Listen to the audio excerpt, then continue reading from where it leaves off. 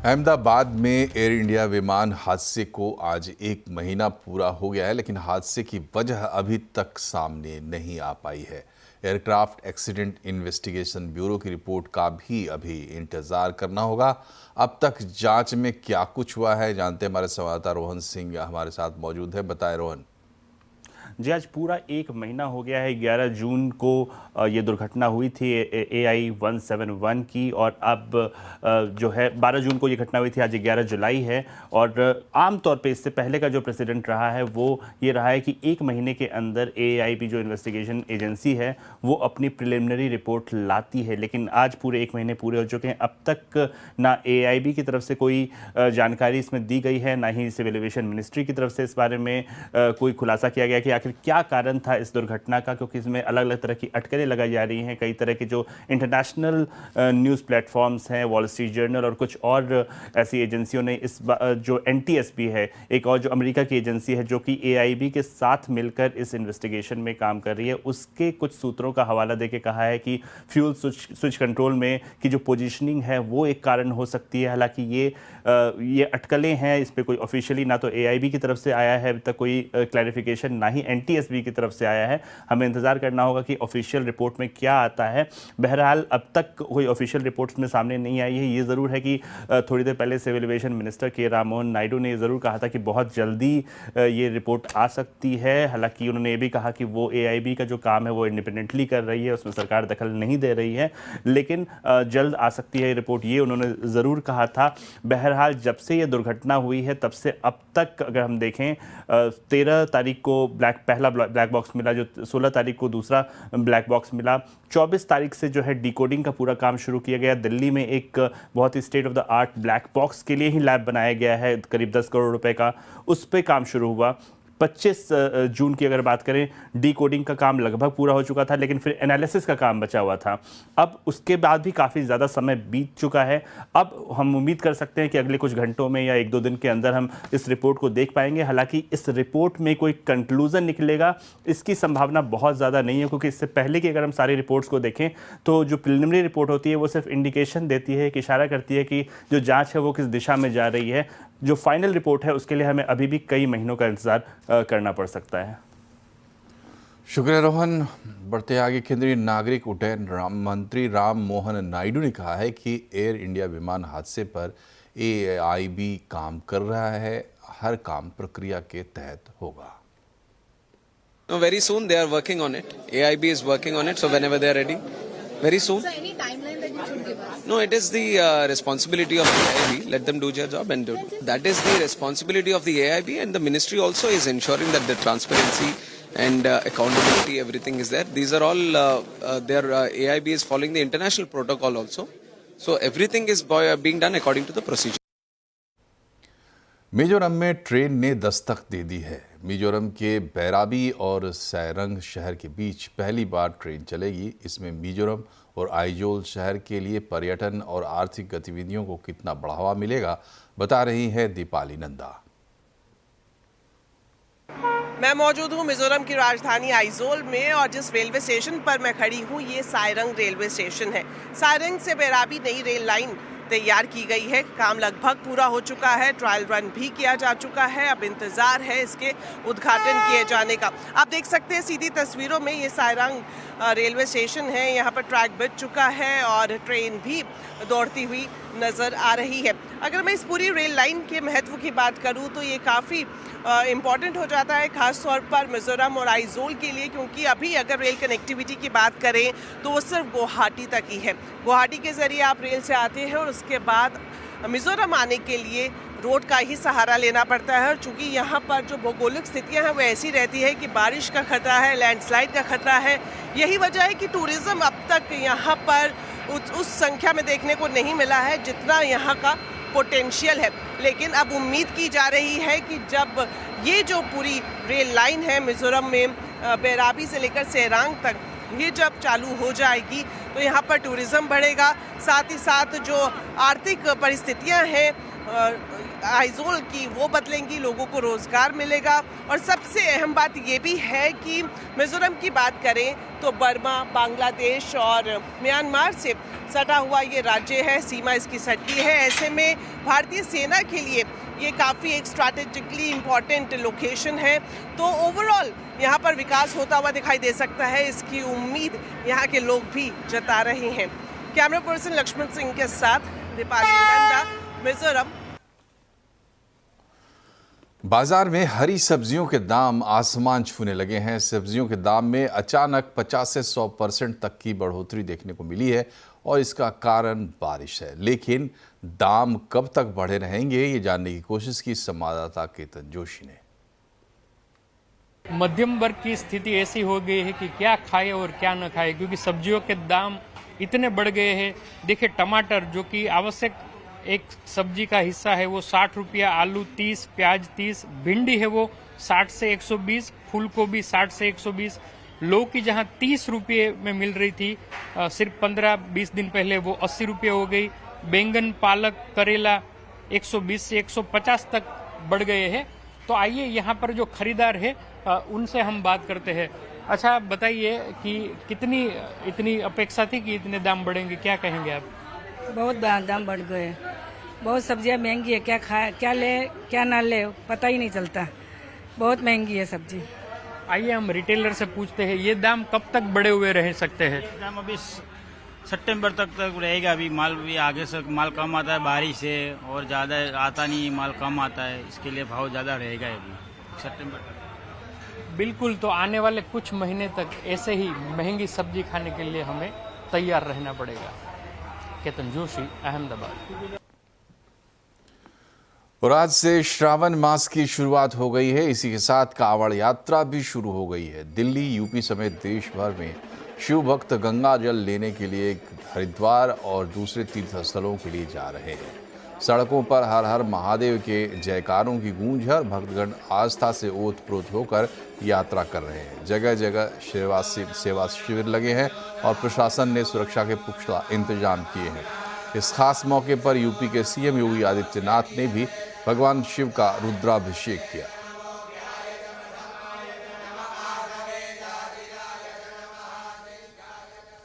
महाराष्ट्र विधानसभा में आज महाराष्ट्र विशेष जन सुरक्षा विधेयक को ध्वनिमत से पारित कर दिया गया। इस विधेयक का उद्देश्य वामपंथी उग्रवाद, खासकर शहरी नक्सलवाद को नियंत्रित करना है। विधानसभा से पास होते ही ये विधेयक विवादों में फंस गया और विपक्ष ने इसका विरोध शुरू कर दिया। सरकार का दावा है कि ये कानून देश विरोधी गतिविधियों में शामिल संगठनों पर कार्रवाई के लिए जरूरी है। वहीं विपक्ष आरोप लगा रहा है कि जन सुरक्षा बिल के जरिए सरकार किसी को भी जेल में डाल सकती है। विपक्ष इसे भाजपा सुरक्षा बिल बता रही है। इस कानून को हमने मंजूर किया है और इस कानून को मंजूर करते हुए मैंने हाउस के ये ध्यान में लाकर दिया, इसमें सरकार को विरोध करने का कोई अधिकार हम छीन नहीं रहे। सरकार को विरोध किया जा सकता है, आंदोलन किया जा सकता है, सब प्रकार के संवैधानिक हथियारों का इस्तेमाल किया जा सकता है। इसलिए ये केवल अर्बन माओइस्ट और माओवादी फ्रंटल ऑर्गेनाइजेशंस को काबू में रखने के लिए तैयार किया। सर्वसामान्य जनतेला सुद्धा कधी कुठेही उचलू शकतात आणि तुरुंगात टाकू शकतात, जे आतापर्यंत चाललेलं आहे। पूर्वी जसं मिसा कायदा होता, जसं टाडा कायदा होता, तसंच हा आता जनसुरक्षा कायदा आणलेला आहे। मला असं वाटतं याचं नाव जनसुरक्षेच्या ऐवजी भाजपा सुरक्षा कायदा केला पाहिजे, कारण भाजपच्या विरोधात जो बोलेल तो जणू काही देशद्रोही आहे असा त्यांचा तो समज आहे। महाराष्ट्र के एक मंत्री और शिवसेना नेता संजय शिरसाट का वीडियो वायरल है। इस वीडियो में शिरसाट के बगल में पैसों का से भरा बैग रखा हुआ है और वो किसी से फ़ोन पर बात कर रहे हैं। उनके पास एक और बैग भी रखा हुआ है। इससे पहले शिवसेना नेता यूबीटी के नेता संजय राउत ने सनसनीखेज आरोप लगाया था कि मंत्री पैसों का बैग लेकर बैठे हैं। शिवसेना अब कह रही है कि शिंदे गुट के कई संजय न्यूज़ में हैं। एक संजय कैंटीन में लड़ रहे हैं, दूसरे संजय पैसों का बैग दिखा रहे हैं। दोनों संजय बनियान में दिख रहे हैं। ऐसा लगता है कि एमएलए बनियान का विज्ञापन कर रहे हैं। इसलिए गुरु पूर्णिमा पर शिंदे अपने गुरु के पांव छूने दिल्ली गए थे। ये सारी हरकतें जो बनियन चड्डी पे हो रही है, बाजू में पूरे बैग भर के पैसा है, ये सारे नोट आए कहाँ के, कहाँ से आए, किसने दिए? क्या ऐसे कोई नोट लेके घूम सकता है? और परसों जो आईटी की नोटिस आई है जो बता रहे हैं, क्या कार्रवाई इनकम टैक्स करेगी? कुछ कार्रवाई मुख्यमंत्री महोदय के आदेश पर होगी कि नहीं होगी, ये बात जानना जरूरी है। उनके मन में ऐसे है, भ्रष्टनाथ बिंदे के भी मन में ऐसे है कि कोई कुछ नहीं कर सकता, क्योंकि उनको आशीर्वाद है वो भाजपा के बॉस का है। इस वीडियो में दिखाई दे रहे शिवसेना विधायक ने कहा है कि विपक्ष उनके खिलाफ साजिश कर रहा है। आप समझ सकते हो ये जानबूझ की साजिश है। मेरे घर में मैं बैठा हूँ, मेरा डॉग बैठा है, बनियान उतार के बैठा हूँ, चैन से बैठा हूँ, कोई तो भी उसका वीडियो निकाला है। मतलब ये लोगों को हर आदमी पे, हमारे हर आमदार पे रेकी कर रहे थे ये लोग। हरियाणा के गुरुग्राम में राधिका हत्याकांड में आरोपी पिता दीपक यादव की आज कोर्ट में पेशी हुई। सुनवाई के बाद कोर्ट ने दीपक यादव को 1 दिन की पुलिस रिमांड पर भेज दिया है। दरअसल 25 साल की junior international tennis player Radhika Yadav की गुरुवार को उनके ही पिता ने गोली मारकर हत्या कर दी थी। शुरुआती जांच में पता चला है कि राधिका टेनिस एकेडमी चलाती थी, जिससे अच्छी खासी कमाई हो रही थी। इधर लोग राधिका के पिता को ताने मारते थे। लोगों के तानों से तंग आकर पिता ने उसे टेनिस एकेडमी बंद करने के लिए कहा, लेकिन राधिका नहीं मानी। इसके बाद आरोपी ने गुस्से में आकर उसे गोली मार दी। इस सब के बीच राधिका मर्डर केस में एक नया एंगल भी सामने आ रहा है। सूत्रों के मुताबिक इनामुल हक नाम के लड़के के साथ राधिका यादव ने म्यूजिक वीडियो बनाया था, जिसे लेकर पिता दीपक यादव नाराज थे। इस नाराजगी के चलते दीपक यादव ने अपनी ही बेटी राधिका यादव की हत्या कर दी।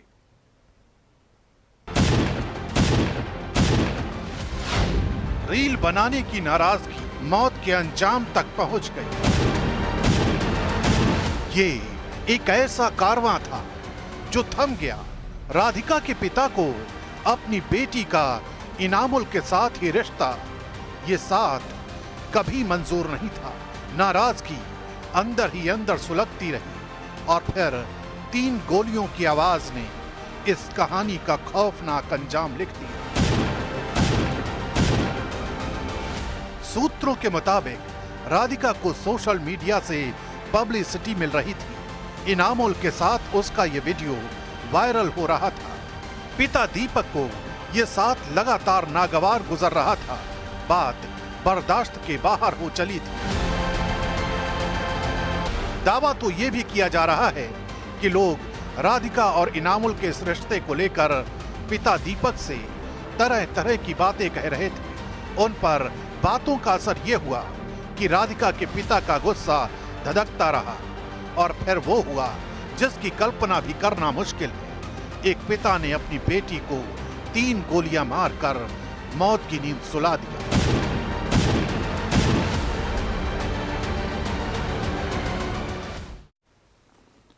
आज मुंबई में कॉमेडियन कपिल शर्मा के घर ओशिवारा पुलिस पहुंची। दरअसल कल कनाडा में कपिल के कैफे पर फायरिंग हुई थी। इसके बाद कपिल की सुरक्षा के मद्देनजर ओशिवारा पुलिस मुंबई में कपिल के घर पहुंची। आतंकी हरजीत लड्डी ने कैफे पर फायरिंग की जिम्मेदारी ली है, जो निहंग सिखों पर कपिल के बयान से नाराज था।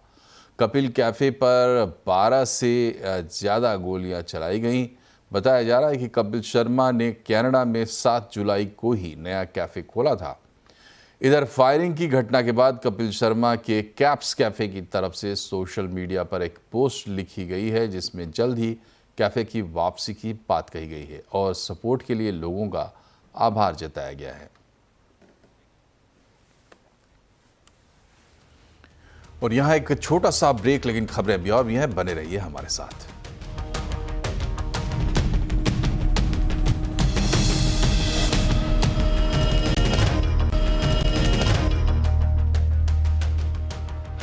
ब्रेक के बाद एक बार फिर से आपका स्वागत है। घरेलू मार्केट में चांदी रिकॉर्ड ऊंचाई पर पहुंच गई है। MCX पर सितंबर वायदा 1,11,500 के पार निकल गया है। क्या है इस तेजी के कारण और कहां तक जा सकते हैं दाम, बता रही हैं मनीषा गुप्ता। चांदी में आज हमने फिर से यहाँ पर ऑल टाइम हाईज बनते हुए देखे हैं। 1,11,000 का लेवल तो यहाँ पर MCX पे बहुत इजीली निकला और जहाँ तक फिजिकल मार्केट्स की बात है 1,13,000 के ऊपर किस तरफ यहाँ पर बनते हुए नजर आए हैं। यानी कि 1,25,000 जहाँ पे बाजार को लगता है कि दिवाली तक प्राइसेस देखने को मिलेंगे, वो लेवल्स बहुत ज़्यादा दूर नहीं हैं।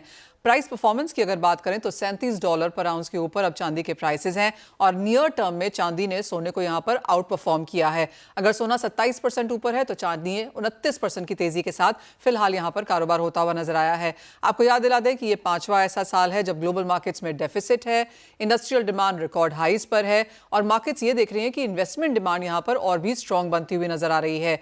इंडियन मार्केट्स की अगर बात करें तो क्योंकि सोना ऑल टाइम हाइज पे है, उसका भी कुछ फायदा हमने चांदी में आता हुआ देखा। काफी सारे ज्वेलर्स हमें ये बताते हैं कि चांदी की ज्वेलरी में करीबन 40 से 50% का इजाफा उन्होंने ईयर ऑन ईयर यहां पर होता हुआ देखा है।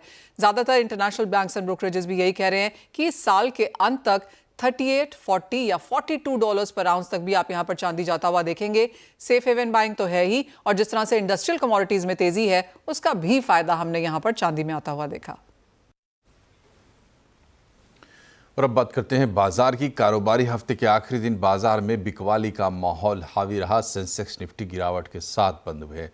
सेंसेक्स 690 पॉइंट गिरा, निफ्टी 205 पॉइंट फिसल कर बंद हुआ है। मिड कैप स्मॉल कैप शेयरों में बिकवाली रही। TCS नतीजों के बाद IT इंडेक्स में काफी प्रेशर देखने को मिल रहा है। बाजार अभी ठहरा हुआ लग रहा है। ऐसा लग रहा है कि वो किसी बात का इंतजार कर रहा है। तो आज आवाज अड्डा में इसी पर बड़ी चर्चा होगी। ठहरा बाजार, किसका इंतजार? शाम 7:57 पर। HUL में आज जोरदार तेजी रही। दरअसल रोहित जावा के इस्तीफे के बाद हिंदुस्तान यूनिलीवर ने प्रिया नायर को MD एंड CEO बनाने का ऐलान किया है। देश की सबसे बड़ी FMCG कंपनी की कमान संभालने वाली प्रिया नायर पहली महिला होंगी। खबर पर डिटेल दे रहे हैं यतीन मोता। कहीं ना कहीं नए बॉस के आगाज से के चलते यहाँ आपको ज़बरदस्त तेज़ी देखने को मिल रही है। रोहित जावा साहब जो आउटगोइंग MD और CEO वो रिप्लेस होंगे और प्रिया नायर, जैसे कि आपने बताया, नई HUL की बॉस रहेंगी। 30 साल का रिच अनुभव और सबसे इम्पॉर्टेंट बात, अभी वो करंटली ब्यूटी और personal care segment globally head करती है, वहाँ की वो प्रेसिडेंट है। तो कहीं ना कहीं अगले 5 सालों के लिए इनके हाथ में कमान रहेगी और 1 अगस्त से वो MD और CEO का पदभार संभालेंगी। रोहित जावा का जो निकलना था वो कहीं ना कहीं एक ऐसा चेहरा यूनिलीवर ने रखा है जो कि बाजार को कॉन्फिडेंस दे रहा है और नए बॉस प्रिया नायर के चलते यहाँ तेज़ी देखने को मिल रही है और ये फर्स्ट वुमेन CEO कंपनी की बनेगी सिंस इंसेप्शन। सो कंपनी की सबसे पहली वुमेन CEO का दर्जा भी इनको मिलेगा और जहाँ तक कि ब्रोकरेज का सवाल है, इनको लगता है ये मूव पॉजिटिव है। और अगर हम ब्रोकरेज टारगेट्स की भी बात करें तो करंट मार्केट प्राइस से कई ऊपर यहाँ आपको टारगेट प्राइस आते हुए नज़र पड़ रहे हैं। तो ओवरऑल अगर रुझान वाइज अगर हम देखें तो कहीं ना कहीं HUL में आपने अच्छे रिटर्न्स देखे हैं पिछले 1 दशक में और कहीं ना कहीं लास्ट 5 साल काफ़ी चैलेंजिंग रहे। तो आने वाले कैसे 5 साल रहेंगे इनकी लीडरशिप में, जैसे कि वॉल्यूम ग्रोथ की रिकवरी कैसी रहेगी, ग्रामीण इलाके किस तरीके से फोकस में रहेंगे, तो ये देखा जाएगा। बिहार इन दिनों चर्चा में है। पॉलिटिक्स की खबरें आप तो सुनते ही रहते होंगे, लेकिन हम आपको बिहार का एक और दिलचस्प फैक्ट बताते हैं। बिहार में इक्विटी कल्चर की नई बहार आई हुई है और ये देश के टॉप 10 में शामिल हो गया है।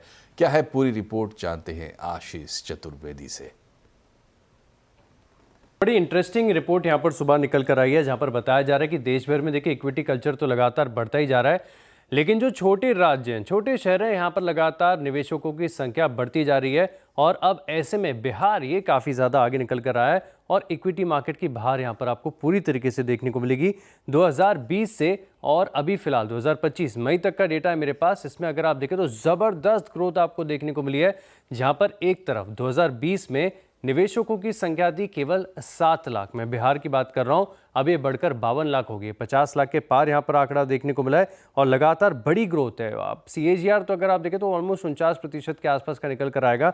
ज़बरदस्त बढ़त यहां पर आपको देखने को मिली है और अब बिहार जो टॉप 10 मोस्ट एक्टिव इन्वेस्टर्स का जो स्टेट्स है, इसमें अपनी जगह बना चुका है और इसमें दिल्ली, हरियाणा, पंजाब इनको पीछे छोड़ दिया है। और दरअसल ग्रोथ की बात करें तो ग्रोथ भी यहाँ पर बड़ी ज़बरदस्त देखने को मिली है। अब आप परसेंटेज की ग्रोथ देखें 2020 से लेके अब तक की, तो इसमें आप देखिए बिहार नंबर 1 पर नजर आएगा, 650% की ग्रोथ है। यूपी में 470, राजस्थान में 400, एमपी में 250 और पश्चिम बंगाल यहाँ पर भी अगर आप देखें तो ग्रोथ काफ़ी बढ़िया देखने को मिली है। 240% का जो राइज है इन्वेस्टर बेस में आपको यहाँ पर देखने को मिला।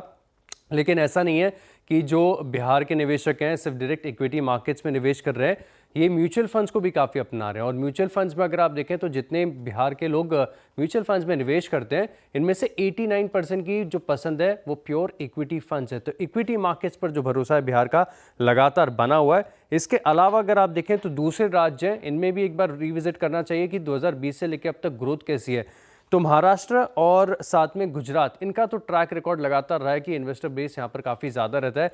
तो अब महाराष्ट्र में देखिए ग्रोथ किस प्रकार की देखने को मिली, जहाँ पर 60 लाख का इन्वेस्टर बेस था अब वो बढ़कर 1.86 करोड़ हो गया। उत्तर प्रदेश में 23 लाख से सीधे बढ़कर 1 करोड़ 31 लाख, ग्रोथ यहाँ पर भी ज़बरदस्त देखने को मिली है। गुजरात 38 लाख से सीधे 1 करोड़, अब गुजरात में निवेशक 1 करोड़ से ज़्यादा हैं। पश्चिम बंगाल, राजस्थान और बिहार की तो बात हम सुबह से कर ही रहे हैं, जहां पर 7 लाख से अब आंकड़ा बढ़कर हो गया है तकरीबन 52 लाख। और इसी के साथ इस बुलेटिन में फिलहाल इतना ही, लेकिन खबरों पर लगातार अपडेट रहिए और इसके लिए जुड़े रहिए CNBC आवाज से हमारे सोशल मीडिया हैंडल्स के जरिए। नमस्कार।